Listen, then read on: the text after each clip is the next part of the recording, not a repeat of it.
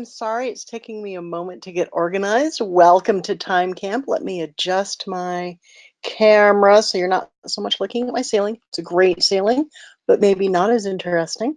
And time to share my screen, go to my slides. I am so glad to see everyone today. My good friend Sharon Hoff is your questioner and commenteer. She has not signed in yet, and this could be the day that she was doing a very important errand, so she might not make it to join us. I'm Sparrow Alden. I'm your fellow reader and discussionista. We are enjoying Madeline L'Engle's A Wrinkle in Time. I'm so glad to see everyone. Thank you for coming today. And I'm sharing my webcam. I am sharing my slides. I'm going to pop out the question box. That's how I see what yours. Oh, Sharon is here. Hi, Sharon. Let me click the thing. There we go. Now I can make Sharon an organizer. It turns out that the question box is harder to read as I'm talking, which is why Sharon's reading it for me. And the chat box is easier to read. So I will pop out my chat box, get rid of having to look at all the other stuff so my eyes don't get distracted.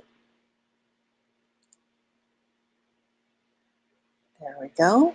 And I will start presenting. I am still here in beautiful New Hampshire. And yesterday was my birthday, and some of you folks said lovely things. I appreciate it very much. And because you've been able to see little dog Max, who is on one side of this photo, but you haven't been able to see middle-sized dog Skip, I wanted to give them fair airtime and show you a picture of Max and Skip on the couch. Right now they are on the very same couch, sleeping, because we took a long walk in the swamp this morning. A swamp walk is the best thing ever. All right. And, oh my goodness, Sharon, your chat box disappeared. Hold on, I gotta find the chat box so that I know what Sharon's gonna tell me. If I get lost, how odd. All right, the chat box is wandering around. You guys are looking at the knitting website with me. Fascinating stuff. Let's see what we got. Switch back to my slides. Sharon, for some reason that I cannot quite fathom, I can't see your chat box. Strange. So I'm going to try opening the question box, and I'm going to count on you to summarize and let me know when I've missed stuff. Okay, it's harder to scroll through that while we're talking. Here we go. Okay. Whew. So those are the dogs. And then Skip wanted to show you more of the family. So there are my child Darek wearing a wool shirt, and Skip, and my child Valkyrie smiling at you because Skip likes to pretend that little dog, annoying little brother dog, doesn't exist.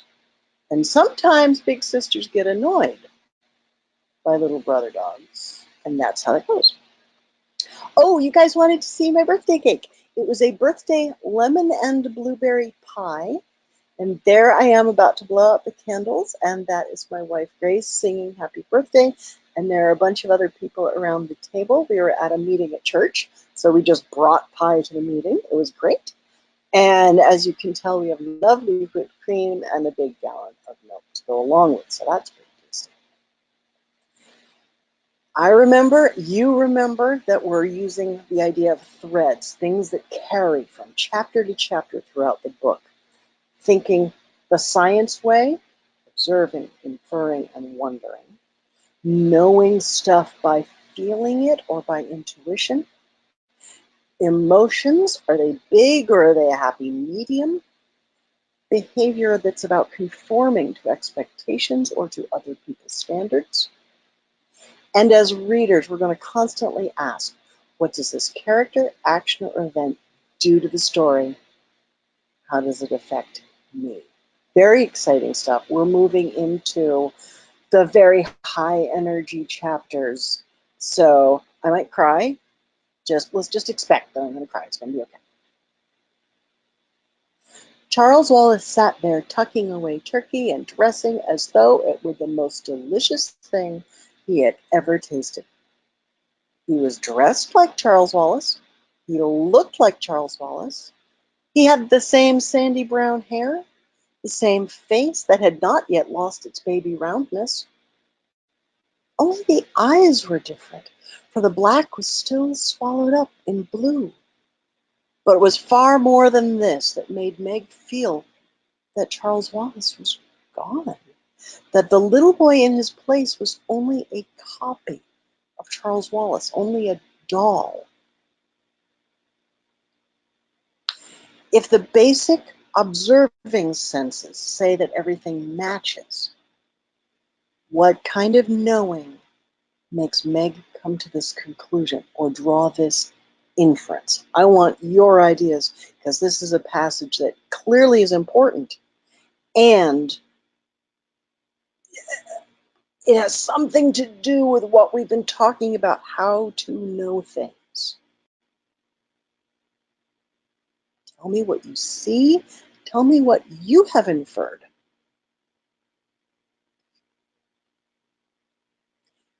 Natalie Gregory says she's judging by his actions.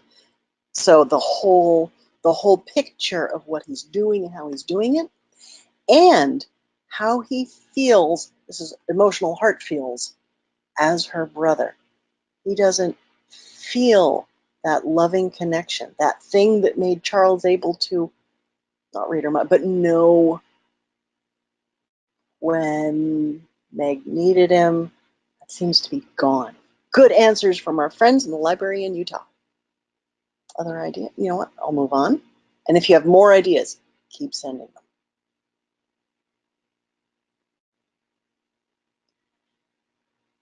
He, this is the man with the red eyes, is right there before you, well and happy, completely well and happy for the first time in his, sorry, I missed it, life.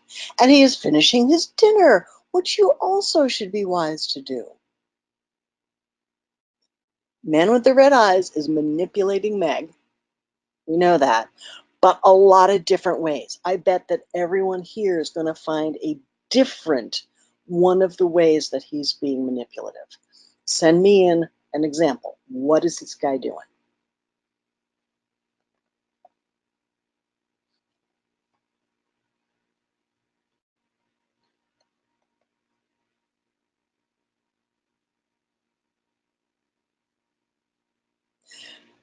Yeah, he is very simply encouraging her to eat, which is hospitality. I'm this nice, hospitable, crazy guy with red eyes. Of course I'm nice. I'm urging you to eat. What else does he do to manipulate what she thinks and feels?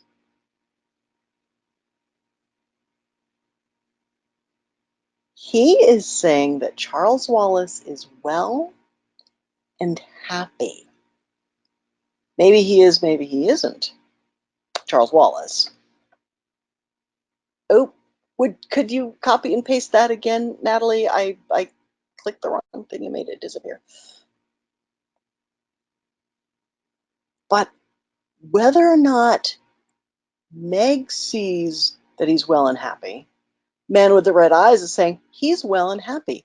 Don't trust what you think, trust what I think. Oh, here we go. He's manipulating Meg using her brother against her. Her brother whom she loves. The brother is saying, trust the man with the red eyes. We should enjoy this delicious turkey dinner. Trying to get Meg to distrust Jennifer, thank you. Distrust the evidences of her own senses and her own knowledge. She's using science and she does not fall for it. She is trained in accurately observing. I don't know if you guys have heard the phrase gaslighting, but when you tell someone directly that what they can see and hear and feel is not what there's there to see and hear and feel and taste and whatever, that's gaslighting. It's undermining someone's belief in themselves. Meg has got science, so she doesn't fall for that one. And our Utah friends said, oh yeah, using Charles as an example, making things seem fine.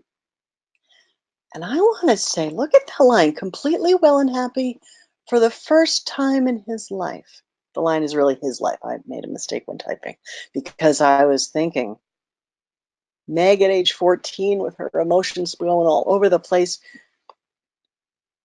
It's been a long, long time for her since she felt completely well and happy. So he's not even talking about Charles Wallace. He's saying, you miss being well and happy. Here's a path to well and happy. Her heart's desire, right? Whew, scary guy. Okay, but a very experienced manipulator. Okay. Oop, click. Meg, you've got to stop fighting and relax. Relax and be happy. Oh, Meg, if you'd just relax, you'd realize that all our troubles are over. You don't understand what a wonderful place we've come to. You see, on this planet, everything is in perfect balance, order, because everybody has learned to relax, to give in, to submit. All you have to do is look quietly and steadily into the eyes of our good friend. For he is our friend, dear sister, and he will take you in as he has taken me. I've got a note here from the Boatwright family. You know what? I agree with what you say. In this chapter, Charles Wallace is acting like a robot. It is controlling Charles Wallace, and things will keep developing all the way to the end of the book. Don't worry. I agree with you. I'm not going to give any spoilers in case there are other people who haven't gotten there yet, okay? Any observations about this passage? Can you relate the words in this passage to the idea of a happy medium for me?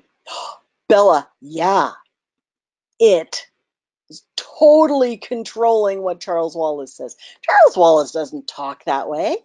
He doesn't use those words. He doesn't say, dear sister. Hi, Ruth Boatwright. Nice to meet you. All right. Oh my God. Relax. Be medium.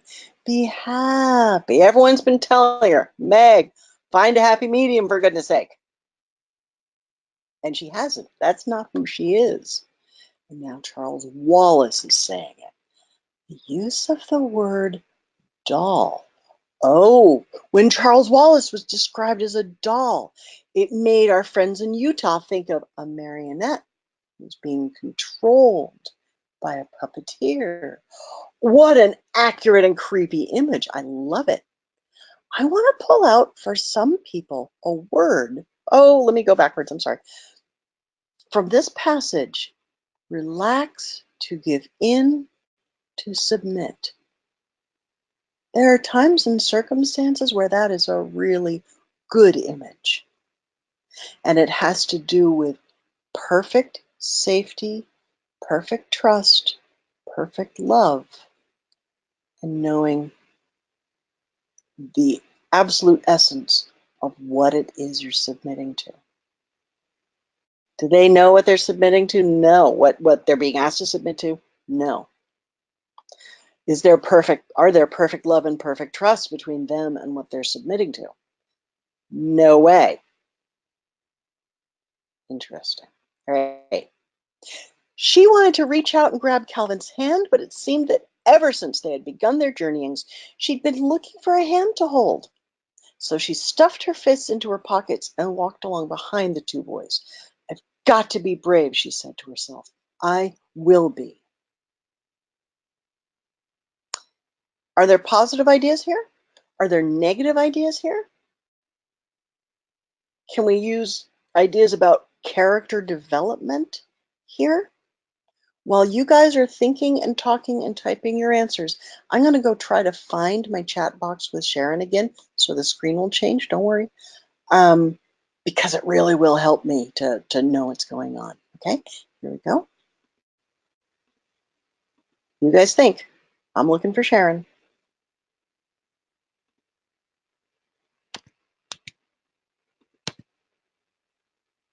There's Sharon. What happens if I do this? What happens if I do this? Now I'm going to go back and try to do this. And now I'll do it. Ah, there we go. I can see Sharon again. Fantastic. Let me make my control panel small. Yay, right? Sharon, I'm lost without your help. Do we have any messages from our friends about the positive and the negative stuff here, or about Meg's character development? Yeah, Jubilee says there are positive ideas. I think she's looking for a hand to hold, and maybe she's trying to not be so dependent. There's a positive idea. On one hand, this is from Jenny. Meg is trying to learn to stand on her own 2 feet. On the other hand, the planet is trying to separate them, pull them apart. It might be better to hold hands. In fact, Meg really hasn't thought. There we go. That it could give Calvin comfort as well. Yeah, remember we said earlier that she was comforting Calvin as she was kind of growing up? Seems for the first time, Meg is deliberately trying to be brave. Yeah, and she's thinking that to herself. I think she has been brave at different points, but now she's thinking about it and trying to grow herself, trying to act beyond her impulse, her impulsivity. She's trying to do it alone, which may be positive and strong, maybe negative and really lonely. Remember what Mrs. Watson said about Tessering. Though we travel together, we each travel alone. Both of those things are true at the same time. Awesome. You guys. Oh, and then there's one paragraph. I just was interested in this. When Meg reminds Calvin about the quotation from Mrs. Who and his gift of communication, and he says, golly day, you're right. A couple sentences later, I've been in such a swivet. For just a minute, it doesn't sound like Calvin. I've never heard him say golly day. And would someone please grab a dictionary and tell me what a swivet is? How can you get into one? It sounds to me like a fluster, but what's a swivet? I don't know. I love learning new words. And I was fascinated to see that it happened in the same paragraph with golly day. No, I might say gosh. I might say, well, I'm likely to say, oh, sweet quaffle. But, okay, someone look up swivet. I'll move on to the next slide. Oh, Jubilee has looked it up for us. It is a fluster or a panic. I've been in such a swivet. It's a panic. Thank you so much. All right. How about the scene when Calvin remembers his gift and is trying to communicate with Charles Wallace? He does it a few different times. From any of those scenes, tell me something that you noticed, that you were impressed by, that you observed, that you inferred.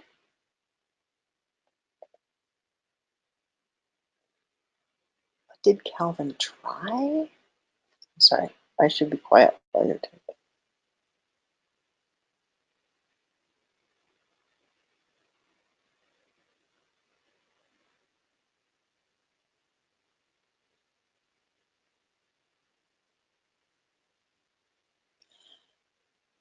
Yeah, Calvin uses some nicknames for Charles that, I mean, Charles Wallace is Charles Wallace, but Calvin calls him Charlibus and Charlie Old Pal. Was it Charlie? Something like that. Interesting. Our friends in Utah are saying that eye contact was important. Yeah, Calvin was looking right into Charles's eyes. Eye contact with the man with red eyes is dangerous because you'll get pulled into it. I wonder if there's a danger of Calvin being pulled into it instead of pulling Charles out of it, which is what he's trying to do. Yeah, eye contact. He's using his quotation. I've got a copy of the quotation in a couple of slides, yeah. Or maybe it's the next one. Oh, here's something from Charles Wallace. Father? What is a father? Charles Wallace intoned. Sorry, I'm supposed to use the kind of robot voice. Father, what is a father? Charles Wallace intoned. Merely another misconception. If you feel the need for a father, then I would suggest you turn to it. It again. Who's this it? Meg asked. All in good time, Charles Wallace said. You're not ready for it yet. Two big things I want to bring up in this slide. First, time to brainstorm. Everyone, throw your ideas onto the screen for Sharon. What is a father? There are so many different things that go into that amazing, wonderful idea. You might think about how Meg understands the word father, or in our own experience and understanding. Jenny, nice. What Calvin's doing is reaching out to find common ground with Charles. He's not being confrontational. He's being friendly rather than arguing. And you're absolutely right. Instead of this, he's metaphorically reaching out the hand of friendship, which is how you can, a lot better way to convince people to come with you in their thoughts and say, I am right, you must get it, submit to the superior power. A dad, someone who watches over. Natalie's group is saying it can't be a father because it has no gender, which is your experience of if you're a boy or girl or man or woman. Interesting, and yes, I would say that the experience of being someone who watches over and being fatherly, that doesn't depend on your anatomy. I think it's something in your heart. Meg thinks, right? Jenny is saying, thinks of her father as strong, invincible, someone who will always know what to do, how to fix everything. That's a really good snapshot of what Meg is thinking. I'm thinking you can have the biological father of your genes, and that might not be the male father figure who raises you, who watches over you and teaches you to throw a ball and how to make pasta primavera. You might have a godfather, you might have a foster father, you might have, oh my goodness, all kinds of fathers. You might have an image from your religion's faith tradition is referred to as a father. Maybe you know a priest who's known as Father William. Wow, so many different ideas go in there. And Charles Wallace is saying, that's another misconception. Turn to it. It isn't watching over anyone. It isn't contributing genetics. It isn't teaching anyone how to make pasta primavera. It's sort of inserting into your head how to make pasta primavera. which is creepy. Ruth is pointing out a father can certainly be a man who loves you and is connected to you by your mother or by your other father. So many ways families can go together. A good father is someone who loves you. And I know that there are groups here who have talked about sometimes there are people who are in the position of father who aren't very good at it and are not necessarily loving. That's true and real. And this group is old enough to know these ideas and to talk about them and to come back to what Meg is thinking. Father is love and protection and the solution to her problems. Sharon is telling me there are a million responses. Keep sending them. Deeply connected, nurturing, mentor, protector. And, Jenny, I love this. A father can also step back to let the child develop her own strength. Because a father is invested in their child's development. We're curious about a book character's character development. A father loves their child and wants them to move along. Am I allowed to quote something totally from somewhere else? I think I'm going to. A writer whom Sharon and I really love, named JRR Tolkien, said, "A child is not meant to be a Peter Pan, stay young forever, but to go on the appointed journey." A real parent, nurturer, grandparent who understands this is going to nurture and urge and encourage and sort of be the guardrails of the child who is on the appointed journey. I might miss the days when Darek and Valkyrie were little and I could entertain them by handing them all the Tupperware. But did you see that picture of those kids I love? They are growing up into some of the finest young adults I've ever met. I'm not biased. They're just my own children. Okay, I got to look at more responses. We've got stepfathers. We've got Charles Wallace. Oh, yes, well done. Natalie Gregory and her friends are saying, Charles Wallace doesn't really have memories of father, the other Dr. Murray. And robot Charles Wallace is saying that it is providing caring. There's order, there's nutrition, there's relative safety, and he's conflating that with caring for someone by caring about them. It's not a father. Yes, Jubilee, you said it before I did. Doesn't truly care about the welfare of the family, all the people who look the same. All it cares about is enslaving his family. Good. We are about to get a discussion of power and enslavement and freedom, which is part of the beating heart of this story. A father encourages children to do their best and to try again when they don't succeed. Laughs and cries with his children. I have some beautiful, beautiful things coming in. It controls everyone. That's not what a father should do. It does not give back in an equal exchange. Wow, you guys are spectacular. I love doing this with you. Okay.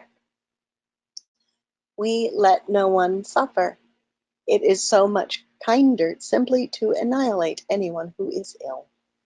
Nobody has weeks and weeks of runny noses and sore throats. Rather than endure such discomfort, they are simply put to sleep. You mean they're put to sleep while they have a cold, or that they're murdered? Calvin demanded. Murder is a most primitive word, Charles Wallace said. There is no such thing as murder on Camazotz. It takes care of all such things. So if someone's got to be murdered, it will just take care of it? Gah! And here's the answer to, does anyone ever die in Camazotz? If they're sick, if they've even got a cold, let alone if they've got cancer or kidney malfunction, they get, the word is euthanized, they get just killed.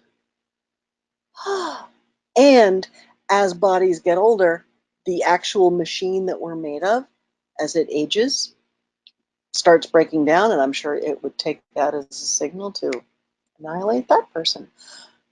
How unpleasant. As the word "it" fell from Charles's lips, again Meg felt as though she had been touched by something slimy and horrible. So what is this "it"? She asked. You might call it the boss. Then Charles Wallace giggled, a giggle that was the most sinister sound Meg had ever heard. I'm going to try it, right? It sometimes calls itself the happiest sadist. A sadist, here's where we get back to power, Jubilee. A sadist is someone who enjoys taking power from others and giving them pain. Remember, they were talking about there is no pain, there is no this and this. But if it's calling itself the happiest sadist, like, I totally love enslaving all these people and giving them pain and misery and no self-awareness or franchise, I am so happy. There's the rest of the quotation for this slide. I've been trying to explain to you in the simplest possible way that on Camazotz, individuals have been done away with. Camazotz is one mind. It's it. And that's why everybody's so happy and efficient. Wow. So there is only one mind here. All of those individuals have been deprived of their whole mind. Not only do they not have free choice, they don't have an awareness that they exist as individuals. You've seen little flashes like, oops, I'm not supposed to talk to you. But Camazotz individuals have been done away with.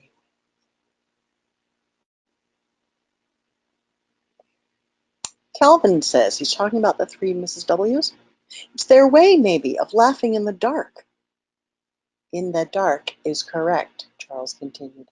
They want us to go on being confused instead of properly organized. Wow. He's saying that having no thoughts of your own is properly organized. When I look at my desk, don't I want to say, gosh, I want to be properly organized? Properly organized isn't a bad thing. Until you're talking about people's minds. Whew. All right. We haven't talked much about the movie. I think we've just mentioned it, the recently released movie. As our week winds to a close, I want to bring in a few images from there. I thought I'd play one of the trailers.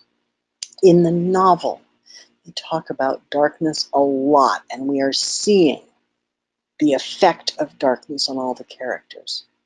In the movie, we also talk about light, and I wanted to remind you of that. Let's see if this will play, because this is an experiment. I've never done this before. Close your eyes. Close your eyes. See with mine.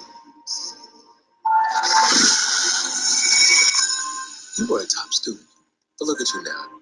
You can't keep using your father's disappearance as an excuse to act out. Is that his work? What's it about? Your dad wanted to touch the stars. Imagine that the ant here wants to get to her other hand. The quickest option is to Walk across the street. But it turns out a straight line is not the shortest distance between 2 points. Not if you use the fifth dimension. It's outside of the rules we know of time and space. So, ant arrives in my hand instantaneously. So you fall to space. More likely wrinkle it. Where are we? We heard a cry out in the universe. Who's alive? We believe he is, and we're here to help you find him. We are in search of warriors. Warriors who serve the good and the light in the universe. You're kidding. Do I look like them today? A little. I'm not. I'm not. Your father's trapped by evil energy, It's too strong for our light. and the only one who can stop it is you. Be a warrior.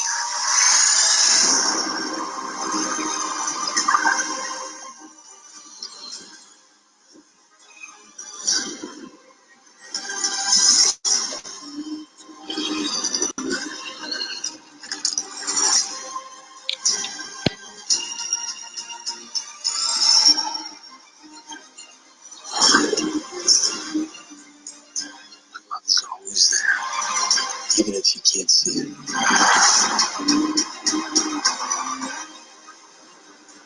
Do you trust me?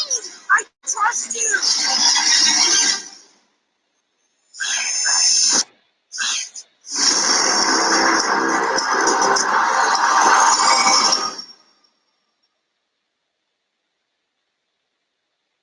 Wow.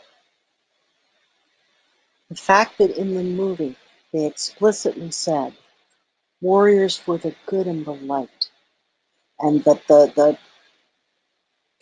texty words that we were seeing was saying to defeat the darkness, you have to be the light. And at one point, I couldn't find the clip, Mrs. Twitch's character says we are warriors of the light. They are specifically contrasting all of its darkness. And this is the point in our 2 weeks together that I wanted to say. That's one of the images from the movie that really inspired and moved me. All this darkness going on in these chapters, I felt such hope at the idea that these characters, these kids, could be warriors for the light. I've got a comment from Natalie Gregory. Taking away a word that Calvin and Meg understand is another form of gaslight, taking away that word. Natalie, will you remind me which word you're speaking of at the moment? Oh, father. Father, saying, father. That's a misconception. When they saw the people of Camazotz, Jubilee is noting, they never mention seeing old people. In the novel, they don't mention seeing old people. And in the movie, I do not remember seeing anyone with completely gray hair. I realized that then when they were walking through the town, yeah, Meg, Calvin, and Charles did not see any old people. And that passage explains a lot of that. Well, what do old people contribute? They're just sick and old. Wise, they're experienced. They've made mistakes that they can tell you about so that you don't have to make the same mistakes again. You can make new mistakes. You know, that's actually progress. People are always going to make mistakes. Let's just make new ones. Kenzie is thinking even a stubbed toe would be cause for annihilation. I am in agreement, Kenzie. They're saying runny noses. Oh, we just annihilate that. My goodness. Go to sleep for a couple days with chicken soup. Right? They looked into it. Oh, Bella. Yes, I'm going back to the word sadist, Sadist.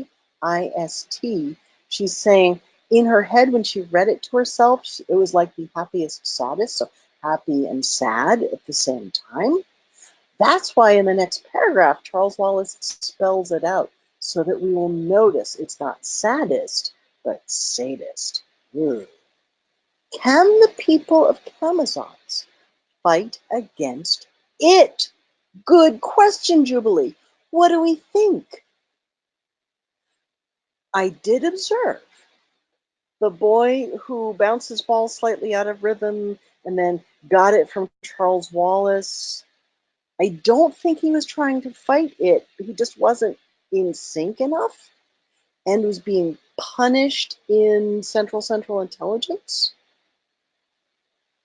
Do you think people on Camazotz, from Camazotz, are even able to fight against it?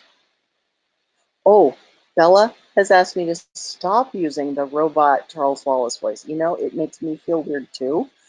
Yes, I would be happy to stop using that voice. Okay, let's go on. They looked into another small room or cell.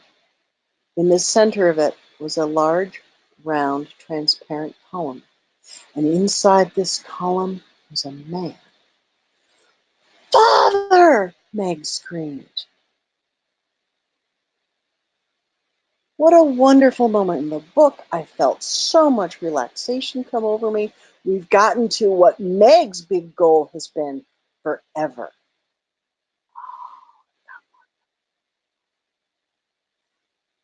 There would be no value for wisdom or learning from mistakes in such a place as Camazotz, because since it controls everything, mistakes aren't allowed, they don't happen, individual experiences don't happen, so there's no reason to treasure an old person. There are no stories because each per body's experience is identical to everyone else, and no stories to tell. Jenny, that is a powerful way to say it. They don't have they don't have the choice to fight anymore. It doesn't occur to them that it is bad, and they don't have a comparison. There's a saying basically that a fish doesn't notice water. If you are always, always, always in a world where it controls your brain, you don't notice it necessarily.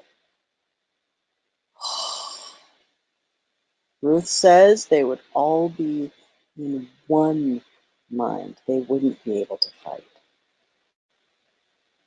Bella, good distinction. She's pretty sure people on Camazotz can fight it because Meg did, and Calvin did, and Charles Wallace tried to. The question, and she's contrasting that with people born and raised on Camazotz that seem to not be trying to fight it. The people have been oppressed for centuries. Sharon is reminding us they've had this perfect record for hundreds of years. The new generations don't even have the idea of fighting against it. Thank you, Sharon. I want to stop for a moment and ask, why is father in this quotation in all capital letters, and why is it when they refer to it in all capital letters? My question is it the same reason, or are they different reasons?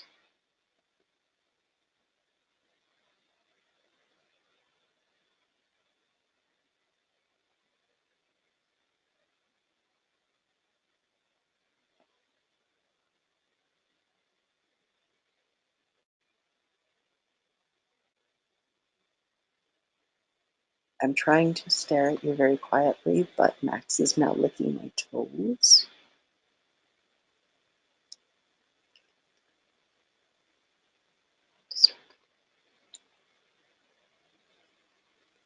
The all caps for father make it seem like it's really loud. That is the way it seems to me as well as a reader. How about the all caps for it?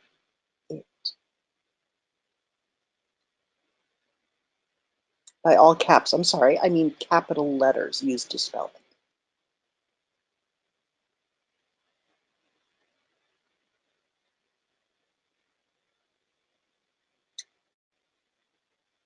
They are the names of the things, Jubilee. It is the clear naming. It is the emphasis of how undefined it is. Father is a passionate plea. Thank you, Natalie. There's also, for those of you who might know a lot of other really good books, there's a book in which a very powerful and wonderful character says their name, and their name in English is transcribed in all caps. I am that I am. And so it, to me, because I know that book, is trying to be as wonderful as that character in that other book. Oh, beautiful. Jenny is saying, Father is an expression of extreme relief, extreme joy, because Meg has these extreme emotions, an explosive exclamation. It is being the most important thing on Camazotz, and maybe distinguish it from anything else. It likes being a mystery. I am mysterious and all-powerful, brainy, slimy, oozy, gooey thing. Shall we move on? I think we shall. Oh, Father, she whispered longingly, but the man in the hold on, I put this in here because I want you to observe and report back the details that you see. The man in the column did not move to look at her. The horn-rimmed glasses, which always seemed so much a part of him, were gone, and the expression of his eyes was turned inward, as though he were deep in thought. He had grown a beard, and the silky brown was shot with gray. His hair, too, had not been cut. It wasn't just the overlong hair of the men in the snapshot at Cape Canaveral. It was pushed back from his high forehead and fell softly almost to his shoulders, so that he looked like someone in another century, or a shipwrecked sailor. But there was no question, despite the change in him, that he was her father, her own beloved father. Observe, and can you make any inferences about what has happened to him from what you observe?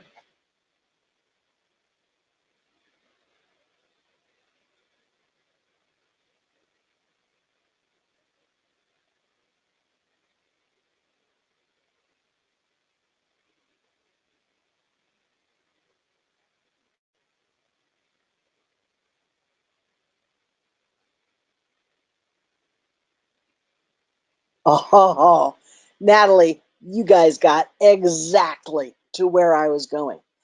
The glasses are gone. The beard has grown in. The beard has turned gray. The hair is longer. His eyes are hooded and turned inward. So there are differences in father, but there was no question that he was her father. Charles Wallace looks like Charles Wallace. He's dressed the same. He kind of acts the same, but he's not. So looks change in father, but his essence is the same. Looks did not change in Charles Wallace, but his essence is lost into it. Wow. Powerful contrast. You will just have to take my word for it, Margaret, came the cold, flat voice from Charles Wallace.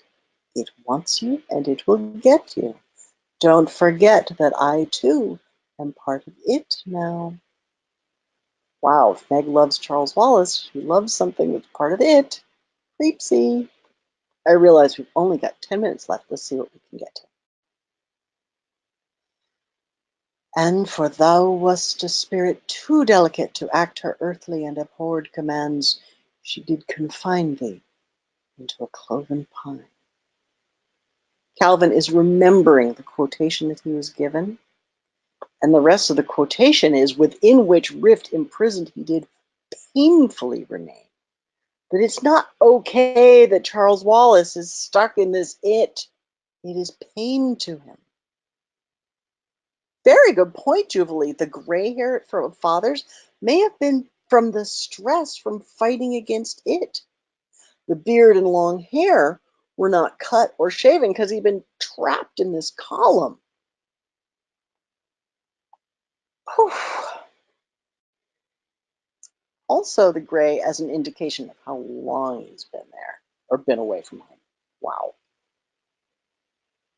All right. Meg remembers the glasses. I just popped those in there to remember it. She puts them on and she can rearrange the molecules and get in. The place is really total darkness inside the column. Excuse me, my eye has a little something. And she gives the glasses to Father. He can see, he can rearrange molecules, he comes back in. Yes, yes, yes, Ruth, he cannot see until the glasses get used in this chapter. Beautifully done. I observed the same thing. Father, she cried, and she was in his arms. This was the moment for which she'd been waiting, not only since Mrs. Which whisked them off on their journeys, but during the long months and years before, when the letters had stopped coming, when people made remarks about Charles Wallace, when Mrs. Murray showed a rare flash of loneliness or grief. This was the moment that meant that now and forever everything would be all right.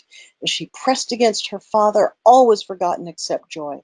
There was only the peace and comfort of leaning against him, the wonder of the protecting circle of his arms, the feeling of complete reassurance and safety that his presence always gave her. It's been quite a few years. Meg was 10 or 11, I think, the last time she saw her father. And I remember my father when I was 5 and 7 and even 10, how protective and safe I was. The entire world was going to be fine. She is remembering that feeling of total comfort and safety, even though she knows perfectly well they're on Camazotz. Not the safest place to have a picnic. Let's move on. Whatever the black thing was to which Camazotz had submitted, it was within as well as without the planet. In that sense, without means outside of the planet. For a moment, it seemed that the chill darkness would tear her from her father's arms. She tried to scream, but within that icy horror, no sound was possible. Her father's arms tightened about her as she clung to his neck in a stranglehold, but she was no longer lost in panic. She knew that if her father could not get her through the wall, he would stay with her rather than leave her. She knew that she was safe as long as she was in his arms.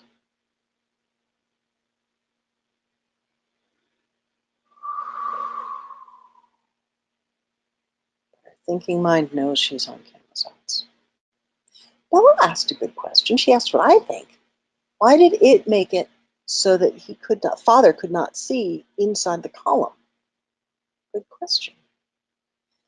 I think that is not gaslighting by making you not able to think, but depriving him of senses is another way to take away his ability to look and infer and analyze, to be rationally thinky.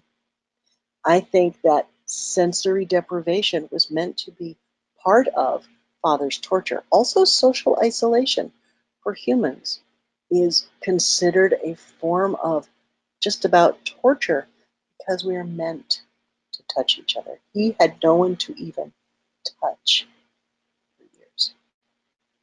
Cool. So she's having big happiness, and then despair settled like a stone in the pit of Meg's stomach.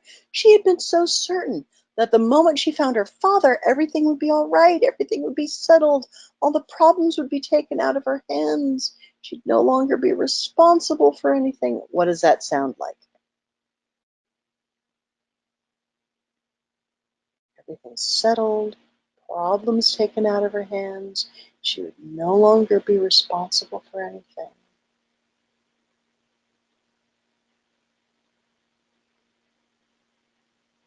Yeah, that sounds like what it was offering to the kids. I'm taking on all responsibility. You will have no problems. So in one sense, Meg wants all her problems to be gone. Who wants problems? In another sense, she didn't want to give them away to it. Yeah. Yes, yes, yes. Ruth, you're right. So there's a big difference between trusting your beloved parent and submitting kind of mindlessly to this thing that you don't understand. That's never going to give you your power back. It's not going to want you to grow. It's not a father. It's not going to let you go on the appointed journey. It's not going to pick you up and hand you the band-aids and say, I know you can put this band-aid on yourself, and send you along. It is not a parent. It's a parasite. Gross thing. She felt that she was beyond fear now. Charles Wallace was no longer Charles Wallace. Her father had been found, but he had not made everything all right. Instead, everything was worse than ever. And her adored father was bearded and thin and white and not omnipotent after all. No matter what happened next, things could be no more terrible or frightening than they already were. So she's got all the terror and frightening. It was the most horrible, the most repellent thing she had ever seen. Far more nauseating than anything she'd ever imagined with her conscious mind, or that had ever tormented her in her most terrible nightmares. But as she had felt she was beyond fear, so now she was beyond screaming. She looked at Charles Wallace, and he stood there, turned toward it, his jaw hanging slightly loose. His vacant blue eyes slowly twirled. Oh yes, things could always be worse. Just a second, I want to introduce an idea from talking about literature. Meg has siblings in Sandy and Dennis, and they get along fine. They might quibble, they might like the same things, they might not like the same things, but yeah, she loves them. That is a contrast, and in reading literature, we call that a foil to Charles Wallace, whom she loves so intently and in an enmeshed way that, you know, if someday when they're old and they've had a good life, Sandy and Dennis become old people and eventually die, or even if they have an accident and die at some point, she's going to miss them and grieve and be sad and be okay. But the fact that Charles Wallace is gone, he is, as a foil, they're the foil actually, so much more important to her, that the loss of him, the loss that she sees in the eyes and the slack jaw, you know, kind of drooling and stupid and mindless, is profound. It was silent within the dome, yet Meg realized the only way to speak was to shout with all the power possible. For everywhere she looked, everywhere she turned was the rhythm, and it continued to control the systole and diastole of her heart. Intake and outlet of her breath. The red miasma began to creep before her eyes again, and she was afraid she was getting lost to consciousness. And if she did that, she would be completely in the power of it. Sharon, could you text me a time check, please? I don't want to go too far over, but I think I'm over a little bit. Okay, we are right on the hour. You know what? I'm going to pause here, because the next section is so powerful and beautiful, I don't want to give it short shrift. I do want to show you that I'm keeping up with the character braid now. I decided I would put one bead in for Sandy and Dennis, and one bead in for, oh, and then in came Mrs. Witch, and one bead in for the happy medium, because they sort of disappear after that chapter. And then the three Mrs. W's kind of hang out on the side for the rest of the chapters. And Mother is kind of out of the way for the next chapters. And then, can you see that? Our three heroes work together, they're on Camazotz. There's the man with the red eyes. And finally, Father comes in, interacts with Meg, tries to get Charles Wallace back, and several of you have told me, you know what's coming up next. We'll have Father interacting more, but we've gotten this far. It is a minute or two past the end of our time, so I'm going to stop right here. We will finish this chapter tomorrow and move on to, what is the name of the next chapter? Oh, let me scoot ahead and look at the name of his next chapter. absolute zero. I'll see you tomorrow, friends. I had an awful lot of fun today. Take care. And now I will click on buttons and let's see if that makes anything good happen.